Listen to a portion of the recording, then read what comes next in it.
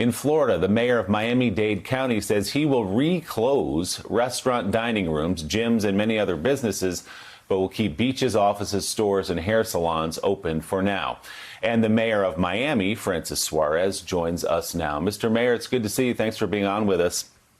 It's good to be with you. These restrictions that you put in place, you had in place in the city of Miami for a good long while. You were even criticized by some for staying closed for too long. Look like they may have been a good idea, given the fact that we've seen this explosion in cases right now. So what will the city of Miami look like starting this week, this weekend, and going forward as you now take steps back to close up again? Well, as you mentioned, gyms are going to be closed. Indoor dining is going to be closed. People are required to wear masks in public. That's a requirement that we put in place a few weeks ago. For other businesses that don't follow the rules, they're going to be penalized, closed for 10 days for the first occurrence, 15 days for the second occurrence, and 30 days for the third occurrence. You know, we're trying to put in a series of measures to once again flatten the curve, which unfortunately has completely spiked out of control in the city. We went from a point where we had an increasing slope of 34 new cases a day prior to the lockdown or prior to the stay-at-home order, to now we have 125 cases, new cases per day as a 5-day average. So obviously we're the growth rate is 4 times greater, and we have to take some extreme measures because our ICU capacity is diminishing, and we have more and more people on ventilators, which means that our death rate is probably going to go up. So from where you're sitting, Mr. Mayor, what is driving this? Was it the fact of reopening the state? Was it the fact of reopening the city too soon? We got to a point where we were very, very low, and we've seen in other parts of the country and other parts of the world where, you can drive the number down to very low levels. The problem is when you reopen, whenever it is, and I think even states that are closed now and cities that are closed now, they're going to eventually have to reopen. The question is, how do people behave when you reopen? Do they follow the rules? What kind of rules are in place? Because inevitably, all cities and all states are going to have to reopen in some form or fashion. And so the problem is, the behavior of people. Do they forget, that this virus that threatens them is still out there? Do they forget the lethality of it? Do they forget the efficiency of it, its ability to propagate in our community? And I think that's sort of what happened down in Miami. And obviously, we're starting to see some of the consequences of that. The behavior of people congregating, not wearing masks, not taking the precautions, is something that we see sort of rampant, which is part of the reason why we're dialing back. The question is, what do we do long term? And I think that is really the question that we have to start asking ourselves as a country and as different cities. How do we deal with this on a long term basis? We can't just open and shut continually. We have to come up with a long term plan.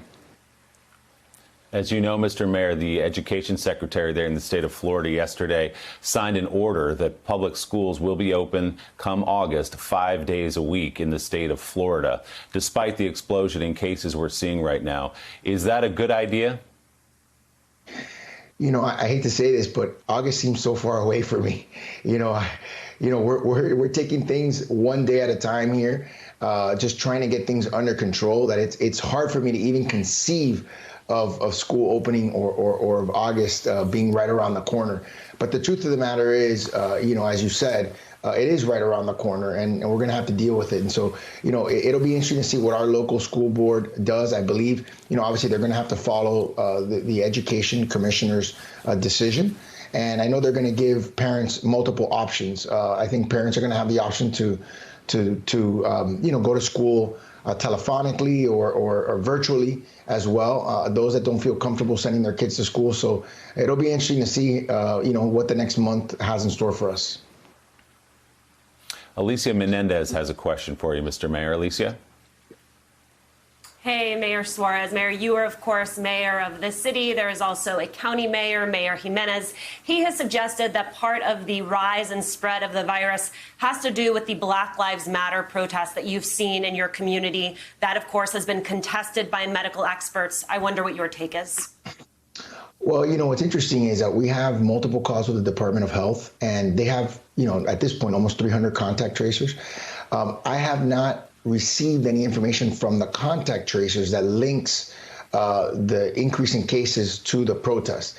Now, obviously, logic sort of dictates that when you have people that are congregating in large groups, some of which may not be wearing masks, there's a possibility that the spread will increase among that group and among the people that they come into contact with. That's just sort of a logical deduction. But we have not received any credible evidence from contact tracers, which are the ones that are supposed to be calling, people to find out where they were exposed and who they're exposed to.